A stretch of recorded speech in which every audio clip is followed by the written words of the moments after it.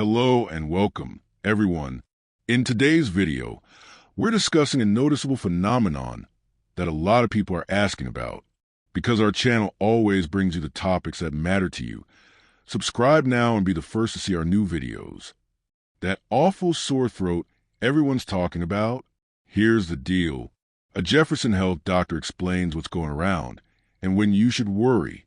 Talk to anyone right now, and chances that they're sick or just getting over a gnarly infection that comes with a horrible sore throat, lots of mucus, and zero energy for days or even weeks. People are calling it the mystery throat virus and claim they haven't been down for the count like this in years. What's going on?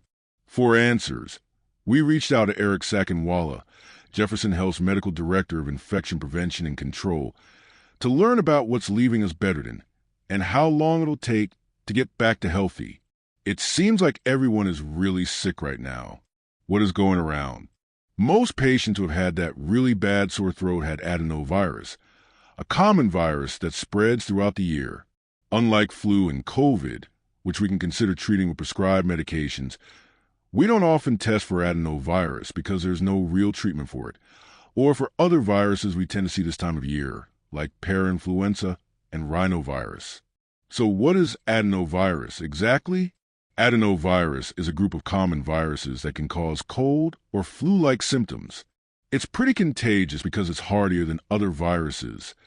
Soap and water or everyday disinfectant won't kill it, so it tends to live in the environment longer.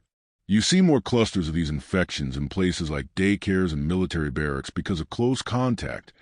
It can spread through the respiratory tract, shed through stool, and live a while on contaminated surfaces. As for symptoms, adenovirus attacks many different parts of the body, so you can experience everything from sore throat, runny nose, and cough to middle ear infection, high fever, and shortness of breath. It can even cause pink eye and diarrhea. It all depends on what strain it is. There are nearly 60 for adenovirus. We don't necessarily know which subtype is causing illness right now. Wow! All those symptoms could make it difficult to figure out what you actually have. At what point should you see a doctor? For sure, this can be tricky. If you're generally healthy and you're feeling crummy, but not experiencing shortness of breath or high fever, you'll likely be okay and get better with supportive care at home. The people who should seek medical attention are those who are immunocompromised, parents of young babies, or have underlying medical conditions like lung or heart disease. But if you're sick, don't just show up to your doctor's office. Call first. They might want to do a telehealth visit if your symptoms sound very contagious. How many days should you ride out your symptoms at home?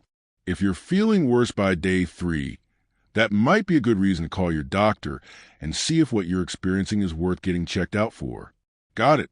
So if this typically spreads every year, why have people basically been better than this time around? There are different variants, and viruses often mutate, so that could be the case this season. Perhaps this variation is causing these more severe symptoms and just knocking people down. Think back to COVID. At the start of the pandemic, the main symptom was loss of smell, but we don't see that symptom much anymore. This past summer, the major symptom of COVID patients was a razor blade sore throat. Viruses and their symptoms evolve. Doctors are predicting that this flu season is going to be pretty rough. What are you seeing? Like I said, we don't typically test for adenovirus, but the numbers the city does have aren't particularly higher than prior years. Note, the city of Philadelphia tracks cases of illnesses when they get testing results from local healthcare facilities. As for this upcoming flu season, the forecast is based on the prior season in the Southern Hemisphere. It tends to predict how we're going to fare, and they had more infections than they did last year. But also, fewer people are getting their flu shots for a number of reasons. Though the shot isn't perfect, it can help reduce the severity of symptoms if you do come down with the flu. What at-home remedies do you recommend that actually work? The biggest thing is rest, which I know can be hard for some people. You also want to stay hydrated. Not all fevers need to be treated with Tylenol or Motrin either. A fever is actually a tool of your body's immune system. It's how we fight infection.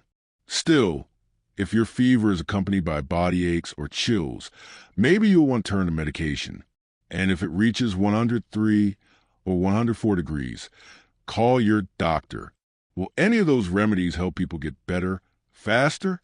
Unfortunately, nothing I've seen is a quick fix. Sometimes it just takes several days to feel better. For the flu, Tamiflu can sometimes cut off a day or two if you catch it early.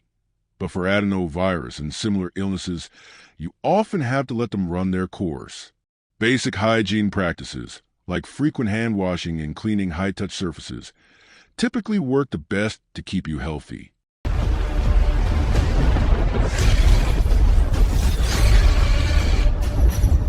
The darkest hour.